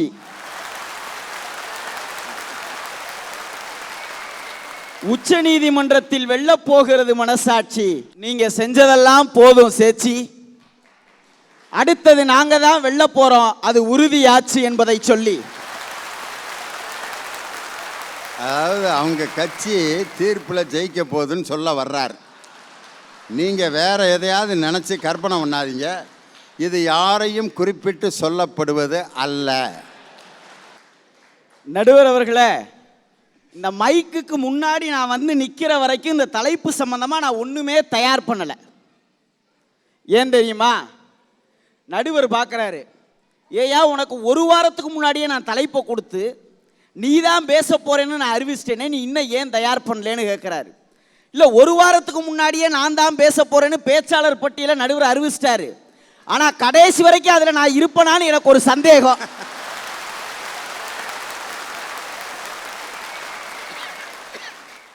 சங்கரு, இது அறிவாலயத்திலிருந்து உருவாக்கப்பட்ட பட்டியல். அதனால் நீ கண்டிப்பாக நீ தான் இருப்ப, கடைசி வரைக்கும் இருப்ப. கெடா வெட்டி நீ ஏமாற மாட்ட. மனசாட்சிப்படி வாழ்வது தான் சார் மகிழ்ச்சி. எதனால் தெரியுமா சொல்கிறேன்? டயோஜனிஸுங்கிற ஒரு மிகப்பெரிய கிரேக்க தத்துவ ஞானி இருந்தார். அந்த ஞானி மிகவும் வறுமையில் இருந்தார். அவர் வீட்டில் தினமும் சாப்பிட்றது சூப்பு தான் சாப்பிடுவார். அந்த சூப்பை தயார் பண்ணிக்கிட்டு இருந்தார். அந்த நாட்டினுடைய மிகப்பெரிய அரசவை கவிஞர் டயோஜனிஸ் வீட்டுக்கு வந்தார். அந்த அரசவை கவிஞரோட வேலை என்னன்னா, அந்த நாட்டோட அரசருக்கு துதி பாடுறது தான் வேலை. உள்ளே வந்தோடனே டயோஜனிஸ்ட சொன்னார், ஏயா இப்படி நீ சூப்பு சாப்பிட்டுக்கிட்டு இருக்கிய, இந்த அரசனுக்கு ஒழுங்காக துதி பாடி இருந்தேன்னா இந்த சூப்பு சாப்பிட்ற நிலைமை உனக்கு வந்திருக்குமான்னு கேட்டார். டயோஜனிஸ் சொன்னார், நீ சூப்பு சாப்பிட பழகி இருந்தீங்கன்னா இந்த அரசனுக்கு துதி பாட வேண்டிய நிலைமை உனக்கு வந்திருக்காதுரான்னு சொன்னார். மற்றவங்க பார்வைக்கு மனசாட்சிப்படி வாழ்கிற மனிதர்கள் வறுமையில் இருக்க மாதிரி தான் சார் தெரியும், கஷ்டப்படுகிற மாதிரி தான் தெரியும். ஆனால் அவன் மனதுக்குள்ளே அவனுக்குள்ளே அவன் சந்தோஷமாகத்தான் இருக்கிறான் என்பதற்கு இதை விட வேறு ஒரு சான்றே கிடையாது. மனசாட்சியோடு வாழ்வது எது தெரியுமா? யோசிச்சு பாருங்க சார். இன்னைக்கு நாட்டில் கொஞ்சம் படித்தா ஊரை விட்டு போயிடுறான், அதிகம் படித்தா நாட்டை விட்டே போயிடுறான். இன்னைக்கு அதான் நிலைமை நாட்டில். ஆனால் இந்த இந்திய திருநாட்டினுடைய மிகப்பெரிய விஞ்ஞானி, அவருக்கு ஏகப்பட்ட வாய்ப்பு வந்தது. ஈரான் நாட்டிலேருந்து ஒரு வாய்ப்பு வருது. ஈரான் நாட்டுக்காரன் சொன்னால், நீங்கள் எங்கள் நாட்டில் இருக்க மாணவர்களுக்கு பாடம் எடுத்தால் போதும், அதுக்கு என்ன வேணாலும் உங்களுக்கு செய்கிறோம். என்னென்ன சலுகை கொடுத்தான் தெரியுமா அவன்? ஈரானில் உங்களுக்கு ஒரு பங்களா தருகிறோம் சொந்தமாக, இந்தியாவிலையும் உங்களுக்கு ஒரு பங்களா தருகிறோம் சொந்தமாக.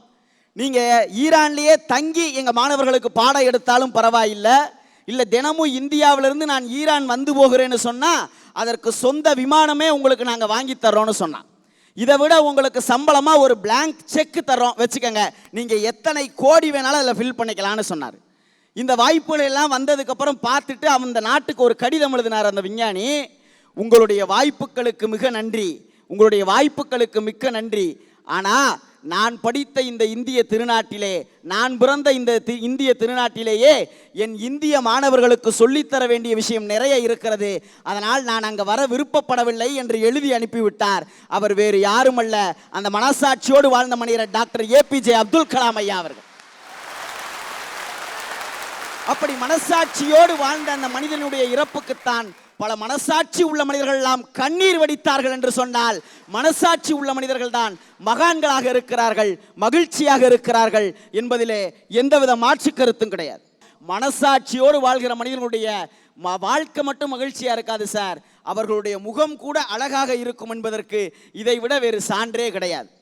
இல்லை, நான் ஒன்றே ஒன்று சொல்கிறேன், யோசித்து பாருங்கள். இன்னைக்கு T20 விளையாடி வெஸ்ட் இண்டீஸ் அணி ஜெயிச்சு எல்லாரும் உட்கார்ந்துருக்கிறோம். இந்த வெஸ்ட் இண்டீஸ் அணி ஜெயிச்சிருக்குது. அந்த அணி இந்த நாட்டிலே வந்து விளையாடுவதற்கே பல எல்லைகளை கடந்து, பல துன்பங்களை கடந்து வந்து விளையாடுச்சு சார். விளையாடி முடித்து உலகக்கோப்பையை வெற்றி பெற்றுட்டான். வெஸ்ட் இண்டீஸ் T20 உலகக்கோப்பையை வெற்றி பெற்றுட்டான். பல கோடி அவனுக்கு கிடைத்தது, பல கோடி அவனுக்கு கிடைத்தது. ஆனால் என்ன தெரியுமா செஞ்சான்? இந்த இந்திய திருநாட்டிலே இருக்கிற அன்னை தெரசா கருணை இல்லத்திற்கு அதில் பல லட்சங்களை தானமாக கொடுத்தான் அந்த வெஸ்ட் இண்டீஸ் அணி. என் அன்பு மக்களே, தயவு செய்து புரிந்து கொள்ளுங்கள். மனசாட்சி உள்ள மனிதர்கள் இந்த உலகத்திலே வாழ்வதன் காரணமாகத்தான் இன்னமும் இந்த உலகம் சுற்றி கொண்டிருக்கிறது என்பதிலே எந்தவித மாற்று கருத்தும் கிடையாது. இல்லை, இந்த ஹிட்லரை பற்றி நமக்கு என்ன தெரியும்? உலகத்தினுடைய மிகப்பெரிய சர்வாதிகாரின்னு சொல்ற ஹிட்லரை. ஆமா, ஆனால் அந்த சர்வாதிகாரிக்கும் ஒரு மனசாட்சி இருக்கிறது. என்ன தெரியுமா? இன்றைக்கு உலகத்திலேயே மிக அகலமான சாலை வசதிகளை கொண்ட நாடு ஜெர்மன். அந்த சாலை வசதிகளை உருவாக்கியது ஹிட்லர். இன்னைக்கு நம்ம எல்லாம் PF வாங்கிட்டு இருக்கோமே, அந்த ப்ராவிடன்ட் ஃபண்ட், அந்த திட்டத்தை முதலில் இந்த உலகத்திற்கு அறிமுகப்படுத்தியது ஹிட்லர். இதை விட ஒன்று சொல்றேன், மிகப்பெரிய எஜமானர்களும் மிகப்பெரிய ராஜாக்களும் மட்டும்தான் சார் கார் வாங்க முடியுங்கிற இந்த நிலைமையை மாற்றி சாதாரண மனிதர்கள் கூட கார் வாங்க முடியும்னு சொல்லி வோல்க்ஸ்வேகன் என்கிற காரை வடிவமைத்தது ஹிட்லர் தான். இதை விட ஒரு மிகச்சிறந்த ஒன்று சொல்லுகிறேன். இங்கிலாந்தையே அழிப்பதற்கு ஹிட்லர் தன்னுடைய படையை அனுப்புனா சார். இங்கிலாந்தில் போர் தொடுக்க தன்னுடைய படையை அனுப்புவதற்கு முன்னாடி தன்னுடைய தளபதியை கூப்பிட்டு சொன்னா, இங்க வா, இங்கிலாந்து நாட்டில் எல்லாத்தையும் நீ அழிச்சிரு, இங்கிலாந்து நாட்டையே விட்டுறாத, எல்லாத்தையும் நீ அழிச்சிரு, ஆனால் அந்த இங்கிலாந்திலே இருக்கிற ஆக்ஸ்போர்டு பல்கலைக்கழகத்தை மட்டும் நீ தொட்டு விடாதேன்னு சொன்னா ஹிட்லர். ஏன் தெரியுமா? அது படிப்பவர்களுக்காக இருக்கிற பல்கலைக்கழகம், அதை தொட்டுவிடக்கூடாதுன்னு தன்னுடைய தளபதிக்கு சொன்னான். இந்த உலகத்தினுடைய சர்வாதிகாரி ஹிட்லருக்கு கூட மனசாட்சி இருந்தது. ஆனால் இந்த தமிழ்நாட்டிலே, இந்த ஆசிய கண்டத்திலேயே மிகப்பெரிய நூலகம் கட்டப்பட்டதே, அது பாழ்பட்டு கிடக்கிறது என்று சொன்னால் அதற்கு காரணம் உங்களை போன்ற மனசாட்சி இல்லாத மனிதர்கள் தான் என்பதிலே எந்தவித மாற்று கருத்தும் கிடையாது என்பவர்களே. இல்லை, தயவு செய்து சிந்தித்து பாருங்க. ஹரிச்சந்திர மனசாட்சியோட வாழ்ந்தான். மனசாட்சியோட வாழ்ந்ததுனால அவனுக்கு கிடைச்சது என்ன? நாட்டை இழந்தான், மக்களை இழந்தான், ஆட்சியை இழந்தான், அதிகாரத்தை இழந்தான். ஆனால் கடைசி வரைக்கும் அவன் மனசாட்சியை இழக்கவில்லை. ஆனால் பிறகு அவனுக்கு நாடு கிடைத்தது, மக்கள் கிடைத்தார்கள், ஆட்சி கிடைத்தது, அதிகாரம் கிடைத்தது. என்றால் மனசாட்சியோடு வாழ்கிற மனிதர்களுக்கு மீண்டும் எல்லாமும் கிடைக்கும். ஆனால் துரியோதனனுக்கு எல்லாமே இருந்துச்சு, ஆனால் அவன் மனசாட்சியை மட்டும் இழந்து விட்டான். அதனால தான் அவன் முன்னாடி இருந்த 100 கௌரவர்களும் தோற்று போனார்கள். இப்போ சொல்ற, எழுதி வச்சுக்கோங்க, அவன் முன்னாடி 100 கௌரவர்களில் 234 கௌரவர்கள் இருந்தாலும் தோற்றுத்தான் போவார்கள். ஆக அன்பிற்குரியவர்களே, நம்முடைய மனசாட்சி தூங்கி கொண்டுதானே இருக்கிறது என்று தயவு செஞ்சு எல்லாரும் தப்பு செஞ்சிடாதீங்க. அந்த மனசாட்சி முழிச்சுக்கிருச்சுன்னு சொன்னா இந்த நாட்டில் யாராலையும் தூங்க முடியாது என்பதை மட்டும் மனதிலே வைத்துக் கொள்ளுங்கள். இந்த நாட்டிலே மரம், செடி, கொடி, தலை, இலை இதுக்கெல்லாம் மனசாட்சி இருக்கான்னு தெரியாது. ஆனால் தினமும் நிம்மதியாக தூங்கி மறுநாள் காலையிலே இந்த உலகத்தை புத்துணர்ச்சியோடும் எழுச்சியோடும் எழுப்புகிறதே, உதிக்கிற அந்த சூரியனுக்கு மனசாட்சி இருக்கிறது. ஆக இது மனசாட்சி பேச வேண்டிய காலம், இது மனசாட்சி பேச வேண்டிய காலம், மனசு மாற வேண்டிய காலம், மக்களினுடைய மகிழ்ச்சியான வாழ்வு விடிய வேண்டிய காலம் என்று சொல்லி வாய்ப்பிற்கு நன்றி கூறி விடைபெறுகிறேன். நன்றி, வணக்கம். ரொம்ப அருமையா சங்கர், மனசாட்சிப்படி வாழ்வது மகிழ்ச்சியே என்ற அணி நிறைவு பெற்று விட்டது. துயரமே என்ற அணியை நிறைவு செய்ய கோவை தனபால் உங்களுடைய கரவொலியோடு மேடைக்கு வருகிறார். அவங்க 3 பேர் வந்து சொன்னாங்க, மனசாட்சியே இல்லாமல் நாங்கள் 3 பேரும் பேசுகிறோன்னு சொன்னாங்க. நீங்களும் அதை தலையாட்டி கேட்டுட்டு இருந்தீங்க. ஆனால் உண்மை எது தெரியுமா? மனசாட்சியோட வாழ்ந்து மகிழ்ச்சியாக வாழறோன்னு மனசாட்சியே இல்லாமல் பேசினவங்க யாருன்னு சொன்னால் அவங்க 3 பேர் தான். இல்லை, எங்கள் ஊர் பாப்பா பூர்ணக்கலா என் ஜம்சார தக்காளி சாப்பாடு செய்யுதான், அது நான் பிரியாணி மாதிரி இருக்குதுன்னு சொல்றேன்னா சொன்னாத்தாமா குடும்பமே நடத்த முடியும். நான் என் சம்சார தக்காளி சாப்பாட்டை மட்டுமா நான் பிரியாணிங்கிற, தயிர் சாப்பாடு செஞ்சாலும் நான் பிரியாணி மாதிரி தான் இருக்கும். நான் சொல்லுவேன், நீ கல்யாணம் பண்ணி எதெல்லாம் ஃப்ரிட்ஜில் வச்சு உங்க வீட்டுக்காரருக்கு கொடுக்க போறியோ? காலையில எந்திரிச்சு எங்க அம்மா சொல்லுவா, உன் பொண்டாட்டி இருக்கிறாளே, அது என்னடி அத்தனை ஆட்ட அவளுக்கு, ஒழுங்கா இருக்க மாட்டாளா? நான் சொல்லுவேன், பல்ல உடைக்கணுமா அவளை, அதை நான் பார்த்துக்கிறேன். அம்மா நானும் பார்க்குறேன், வர வர சரியில்லைம்ம. அதே பொழுது சாயும், நைட் 8 ஆகு, என் பொண்டாட்டி சொல்லுவா, அது என்ன உங்க ஆத்தா லொடன்ட்டு ஓட்ட பானையில ஈ பூந்த மாறேன்பா. நான் சொல்லுவேன், வயசான காலத்தில் அப்படித்தாம இருக்கு, அதை செரிக்கட்டலாம், ஒரு தூக்க மாத்திரை போட்டு அது கம்முன்னு படுத்துக்கு, நீ கண்டுக்காத. 2 பக்கம் மாத்தி மாத்தி மனசாட்சியை அடகு வச்சுட்டு இருந்தா தான் குடும்பம் நடத்த முடியும், தெரியுமா? நீங்க கேட்கல, பகல்னா உங்க அம்மா பக்கம், நைட்னா உன் பொண்டாட்டி பக்கம், 2 பேர் சண்டை போட்டா எந்த பக்கம் ஏன்னு நீங்க கேட்பீங்க. நான் சொல்லட்டுமா சிம்பிளா, 2 பேர்த்துக்கு சண்டை போட்டேன்னா வீட்டுக்கு வெளியே கொல்ல பக்கம் தான் நான். ஆனா எனக்கு சீனியர் எங்க நடுவர், 2 பேர்த்துக்கு சண்டை போட்டு தீர்ப்பு சொல்லித்தான் இன்னைக்கு மிகப்பெரிய நடுவரா உட்கார்ந்து இருக்கிறாரு 2 பக்கம் நடுவுல. 5 ரூபா பேடாவை காப்பாத்துறதுக்கு சரடல கட்டி விட்டுருப்பா ஸ்டேட் பேங்க் கார. 5 ரூபாய காப்பாத்தின ஸ்டேட் பேங்க் கார 5000 கோடி அனாமத்தா விட்டுட்டானே. இதுதானுங்க யதார்த்தம். நான் ஒரு போலீஸ் ஸ்டேஷன்ல பார்த்தேன், தண்ணி குடிக்கிறதுக்கு அண்டா வச்சுருந்தாங்க. ஒரு 10 ரூபா டம்ளரை 50 ரூபா சங்கிலியை கட்டி தொங்க போட்டிருக்கேன் எங்கே போலீஸ் ஸ்டேஷனில். நான் சொன்னேன், ஏயா போலீஸ் ஸ்டேஷனில் டம்ளரை பாதுகாக்க முடியலையா? இங்கே தான் ஏன் எல்லா கிரிமினல் இருக்காங்க, அத்துட்டு போயிடுவாங்கங்கிறார். இன்னைக்கு யதார்த்தமா இருக்கணுங்க. மனசாட்சி எடுத்து வந்தா இன்னைக்கு மகிழ்ச்சியா இருக்கிறான். மனசாட்சியோட வாழ்றவன் இன்னும் ஏழையாத்தாங்க இருக்கிறான். மனசாட்சியை அடகு வச்சவன் தான் இன்னைக்கு குமாரசாமியாம் இருக்கிறான், குமாரசாமியாம் இருக்கிறான். நான் இன்னும் கேட்கிறேன், ரயில்வே ட்ராக்ல ரயில்வே சிக்னல் போடுறாப்ல இல்ல, சிவனேன்னு லெஃப்ட் ஒடிச்சு நின்னுட்டு இருக்கிறவன் கடைசி வரைக்கும் நின்னுட்டே இருப்பான். ரைட்ல ஓவர்டேக் பண்ணிட்டு 5 பேர் வருவான் பாருங்க, அவன் தான் கேட்ட திறந்தோன்னா முதலால சிரிச்சுட்டு போவா. இது நடைமுறையில நடந்து கொண்டே இருக்கிறது. மனசாட்சியோடு லெஃப்ட் ஒதுங்கினவன் ஒதுங்கியே துயரத்தில் இருக்கிறான். மனசாட்சி அடகு வச்சு ரைட்ல முந்தரான் பாரு, அவன் தாயா மகிழ்ச்சியோடு ஜெயிச்சுட்டு போறான், சிரிச்சுட்டு போறான். இன்னும் சொல்லட்டுமா, நானு டாக்டர் கிட்ட போறோம், நம்ம உடம்பு கொண்டு போய் செக் பண்ண போறோம், ஒன்றும் இல்லை நம்மளுக்கு. டாக்டர் சொல்லுவாரு, உங்களுக்கு ஒன்றும் இல்லைங்க, வீட்டுக்கு போங்கன்னு மனசாட்சியோட சொன்னானா அவன் வாங்கி வச்சிருக்கிற ஸ்கேனிங் மிஷினுக்கு டியூ எவன் கட்டுவான்? அவரும் சொல்லுவாரு, உங்களுக்கு ஒன்றும் இல்லதான், இருந்தாலும் ஒரு ஸ்கேன் பார்த்துட்டீங்கன்னா நிம்மதியா வீட்டுக்கு போயிடலாம் சாரும் பாப்ல. 15,000 ஸ்கேனு எடுத்து பார்த்துட்டு சொல்லுவாரு, உங்களுக்கு ஒன்றும் இல்லை, சந்தோஷமா போங்கம்பா. 15,000 செலவு பண்ணவன் சந்தோஷமா போவானா? மனசாட்சி அடகு வச்ச டாக்டர் தான் 15,000 கல்லா போட்டியில் போட்டு மகிழ்ச்சியா போவான். யோசிச்சு பாருங்க, பட்டணத்தார் மனசாட்சியோடு வாழ்ந்த மகான் தன்னுடைய சொத்துக்களை, பல கோடி சொத்துக்களை துறந்து விட்டு வயல் வரப்பிலே கையை வைத்து படுத்து கொண்டிருக்கிறார். 2 பொண்ணுக்கு தண்ணி எடுக்க போன பொண்ணுக்கு சொல்லுது, துறவின்னு இவர் சொல்றாரு, ஆனா தலையண சுகம் கேக்குதோ அப்படின்னு 2 பெண்கள் பேசிட்டு போறாங்க. அவர் கேட்டுட்டு சொன்னாரு, ஐயோ இத்தனையும் துறந்தோம், ஆனால் இந்த தலையணை சுகத்தை துறக்காமல் விட்டு விட்டோமேனு மனசாட்சி பிரகாரம் கையை எடுத்துட்டு கம்முன்னு படுத்துட்டு இருக்கிறாரு.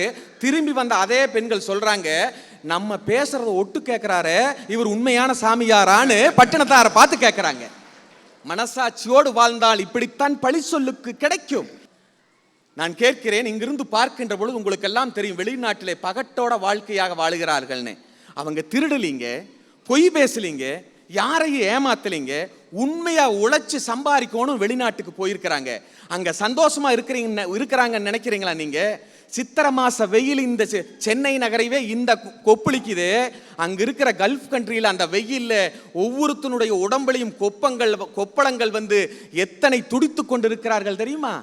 நான் ஒன்றை சொல்லுகிறேன், நீங்க பேர்ச்சம்பழம் சாப்பிடுன்னு தன்னுடைய குழந்தைகளுக்கு இரும்பு சத்து இருக்குது சாப்பிடுமா, இரும்பு சத்து இருக்குது சாப்பிடுமான்னு சொல்றீங்களே, பேர்ச்சம்பழத்துக்கு இரும்பு சத்து எப்படி வந்தது தெரியுமா? அந்த ஏழை உழைப்பாளியினுடைய உடல் இரும்பு போன்று இருந்தது. அந்த உடலை உருக்கி உருக்கி உருக்கி அந்த பேரிச்சம்பழத்திலே ஊட்டியதால் தான் அதில் இரும்பு சத்து வந்திருக்கிறது. நீங்கள் நினைக்கலாம் வெளிநாட்டிலே இருப்பவர்கள் எல்லாம் மனசாட்சியோடு வாழ்கிறார்கள், மகிழ்ச்சியாக இருக்கிறார்கள் என்று அவர்கள் சிந்திக்கலாம். அவர்கள் மகிழ்ச்சியாக இல்லை, துயரத்தில் தான் வாழ்ந்து கொண்டிருக்கிறார்கள் என்ற சிந்தனையோடு நான் நிறைவாக சொல்லுகின்றேன். எங்கள் 3 பேரையும் பார்த்துட்டு மனசாட்சி இல்லாதவன் முடிவு பண்ணாதீங்க. மனசாட்சி வேணுமா இல்லையாங்கிறது தலைப்பில்லை, மனசாட்சியோட இருந்தா மகிழ்ச்சியா துயரமாங்கிறதான் தலைப்பு.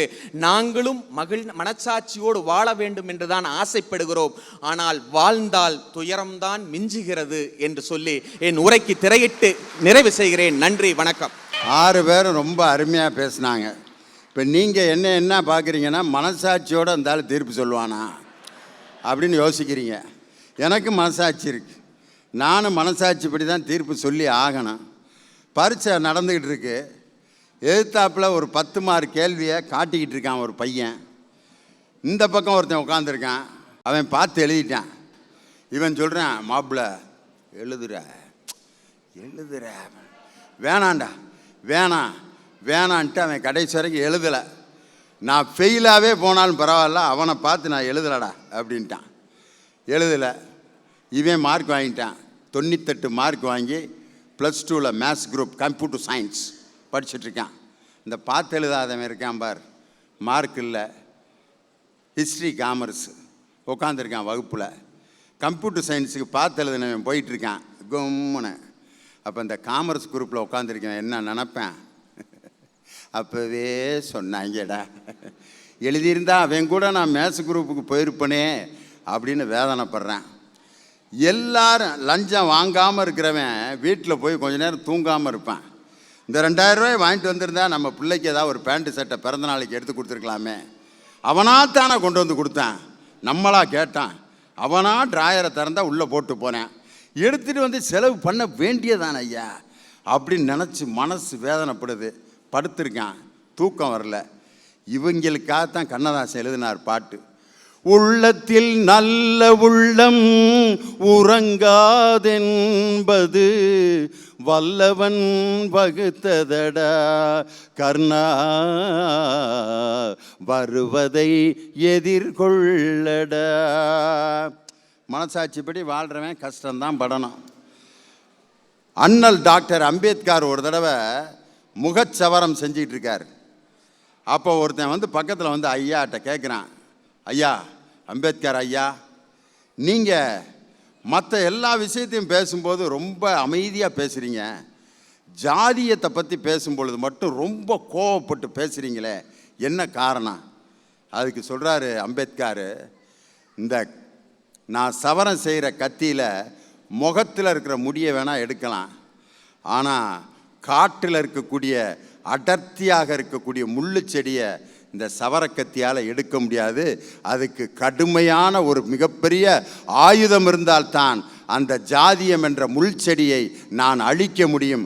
அதனால தான் ஜாதியை பற்றி பேசும்போது எனக்கு கோபம் வருதுன்ட்டு. இன்னைக்கு பார்த்தீங்கன்னா எவ்வளவோ பெரிய பகுத்தறிவு சிந்தனையும் முற்போக்கு சிந்தனை உள்ள பெரிய ஆட்கள் எல்லாம் மனதிற்கு அடியில் அந்த ஜாதிய சிந்தனையோடு வெளியிலே விட்ட கருத்துக்கள் இன்னைக்கு மக்களிடம் எவ்வளவு பெரிய கொந்தளிப்பையும் வேதனையும் ஏற்படுத்தி இருக்கிறது என்பதை இந்த நாடு நன்றாக பார்த்தது. அதனால் அம்பேத்கர் வந்து அந்த ஜாதியத்தை பற்றி பேசும்போது கோவப்பட்டதுக்கு அதுதான் காரணம். ரோட்டில் போயிட்டுருக்கீங்க, ஒரு 1000 ரூபா கிடக்குது, என்ன நினைப்பீங்க? ஒரு 1000 ரூபா கிடந்தோன்னா அந்த பார்க்குறவன் என்ன தெரியுமா செய்வேன்? டக்குன்னு போய் இது வரைக்கும் எவனுமே எடுத்ததா சரித்திரமே இல்லை. அந்த 1000 ரூபாய்க்கு நேராக போய் நிற்பேன், 2 பக்கம் இப்படி ஒரு பார்வை பார்ப்பேன், நம்மளை மாதிரி யாரும் பார்த்துட்டானா இல்லை நம்ம எடுக்கிறத எவனும் பார்த்துடுறானோ அப்படின்ட்டு முதல்ல 1000 ரூபாயை காலை போட்டு மறப்பேன். அப்புறம் இடுப்புல இருந்து சொரிஞ்சுக்கிட்டே வருவேன். அப்படி ஒரு அரிப்பு உலகத்தில் எவனுக்குமே வராது. அப்படியே அரிச்சுக்கிட்டே வந்து கெண்டைக்கால் அரிக்கிற மாதிரி அந்த 1000 ரூபாய் எடுத்துட்டேன். எடுத்து வீட்டுக்கு கொண்டு போயிட்டேன். கொண்டு போய் வீட்டுக்கு ஏதாவது வாங்கிட்டு போகலான்ட்டு மனசு சொல்லுது. ஆனால் அந்த 1000 ரூபா நோட்டை பார்க்கும்போது ஏன் எதுக்கு கொண்டு போனதோ, மகனுக்கு ஃபீஸ் கட்டினதுக்கு கொண்டு போன அப்பாவுடைய பணமாக இருக்குமா, அல்லது பிள்ளைக்கு மாத்திரை வாங்கிறதுக்காக ஆஸ்பத்திரிக்கு கொண்டு போன ஒரு அம்மாவோட பணமாக இருக்குமா, அல்லது சுகம் இல்லாமல் இருக்கக்கூடிய அப்பாவுக்கு ஏதாவது வாங்கி கொடுக்கணும்னு கொண்டு போன மகனோட பணமாக இருக்குமா? அவனால் கடையில் அந்த 1000 ரூபாயை கொடுத்து மாற்ற முடியல. இந்த குறுகுறுப்பும் வேதனை இருக்கும் பார்த்தீங்களா, இது இருக்கும் வரை மனித சமுதாயம் மகிழ்ச்சியோடு இருக்கும் என்பது தான் நிதர்சனமான உண்மை. அதனால தான் ஆபிரகாம் லிங்கன் சொன்னார், கீழே கிடந்து எடுக்கப்படும் 10,000 ரூபாயை விட உழைத்து சம்பாதிக்கும் 100 ரூபாய் உனக்கு மகிழ்ச்சியை தரும் சொன்னார் ஆபிரகாம் லிங்கன். அப்படிப்பட்ட மனசாட்சியோடு வாழ்வது ஒரு மகிழ்ச்சி தான் அப்படின்னு சொன்னாங்க. இன்றைக்கி பார்த்துக்கிட்டு இருக்கோம், நம்ம பார்க்குறோம் போக்குவரத்து கழகம், அரசு போக்குவரத்து கழகம். ஒரு காலத்தில் தனியார்கள் கையில் தான் இந்த போக்குவரத்து கழகம் இருந்துச்சு. இன்றைக்கெல்லாம் பார்த்தீங்கன்னா சென்னையிலேருந்து திண்டுக்கலுக்கு போகணும்னா ஒரு ப்ரைவேட் பஸ்ஸில் 1200 1000 ரூபா வாங்குகிறான். ஆனால் அரசு போக்குவரத்து கழகத்தில் அரசு நிர்ணயம் பண்ண கட்டணத்தை தான் வாங்குகிறான். இது எப்படி உருவாச்சுன்னு யோசிக்கணும். பல தனியாருடைய பேருந்துகளை எல்லாம் அரசுடைமை ஆக்க வேண்டும் என்று அன்றைய முதலமைச்சராக இருந்த டாக்டர் கலைஞர் முடிவு செய்து இன்னைக்கு போக்குவரத்து கழகம்லாம் அரசு போக்குவரத்து கழகம்னு உருவாகி அதில் இருக்க டிரைவர் பாருங்கள் பரிதாபமாக இருப்பேன். போக்குவரத்து கழக டிரைவரும் கண்டக்டரும். ஆனால் மாதம் மாதம் நல்ல சம்பளம் வாங்குவான். அந்த ப்ரைவேட் பஸ்ஸில் ஓட்டிகிட்டு போகிறான் பார்த்தீங்களா, வால்வோ கும்முன்னு இருப்பான், ஒயிட் அண்ட் ஒயிட் போட்டு. ஆனால் 400 ரூபா தான் சம்பளம் வாங்குவேன். டிக்கெட் ஏற்றலைன்னா அதில் 100 ரூபாயை பிடிச்சிக்கிருவேன். வெளியில் அழகாக இருக்கேன், வாழ்க்கையில் அவன் சந்தோஷமாக இல்லை.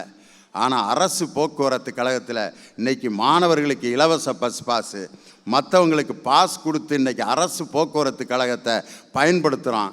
ஆனால் அன்றைக்கி அந்த தனியார் பேருந்துகளை அரசுடைமை ஆக்கும்போது எவ்வளவு பேர் அவர்கிட்ட கொடுத்துருப்பேன், எங்களதை மட்டும் விட்டுருங்க கொடுத்துட்றேன். யாராக இருந்தாலும், எத்தனை தனியார் பேருந்துகளாக இருந்தாலும் அது அரசுடைமை ஆக்கப்பட வேண்டும் என்று ஆணித்தரமாக சட்டம் போட்டு இன்றைக்கி அரசு போக்குவரத்து கழகம்னு ஒன்றை உருவாக்குறதுக்கு மனசாட்சிப்படி நடந்ததுனால தான் இன்றைக்கி அரசு போக்குவரத்து கழகம்னு ஒன்றைக்கு இருக்குது. இன்றைக்கி ஒரு அலுவலகத்தில் சொல்கிறான், ஒரு மேனேஜரை பார்த்து, நீங்கள் தாங்க நிரந்தர மேனேஜர், நீங்கள் தாங்க நிரந்தர எம்டி, நீங்கள் தாங்க நிரந்தரமாக இந்த அலுவலகத்தை நிர்வகிக்கிறீங்க, you are the permanent managing director, you are the permanent officer. உலகத்தில் எதுவுமே நிரந்தரம் இல்லையா, மனிதனுடைய வாழ்க்கை கூட உனக்கு நிரந்தரம் இல்லை. ஆனால் மேனேஜர் பதவி உனக்கு எப்படி நிரந்தரமாக இருக்கும்? இன்றைக்கி நம்ம கையில் அருமையான ஒரு ஆயுதம், வாக்குரிமை என்ற ஆயுதம் கிடச்சிருக்கு. அந்த ஆயுதத்தை பயன்படுத்தும் பொழுது மனசாட்சியோடு அந்த ஆயுதம், அந்த பட்டனை அமுக்கும் பொழுது நீங்கள் சிந்திக்கணும், யார் இந்த நாட்டிற்கு நல்லது செய்தார்கள், யார் வந்தால் இந்த நாட்டில் தொடர்ந்து நல்லது நடக்கும் என்பதை மனசாட்சியை ஒரு 5 நிமிடம் சிந்திக்க வைத்து சரியான நீங்கள் பட்டனை அமுக்கி வருகின்ற சித்திரையில் சூரியனை உதிக்கச் செய்தால்தான் இந்த தமிழகம் மலர்க்கும் மலரும் மலரும் மலரும் என்று சொல்லி மனசாட்சிப்படி வாழ்வதுதான் ஒரு மனிதனுக்கு மகிழ்ச்சி.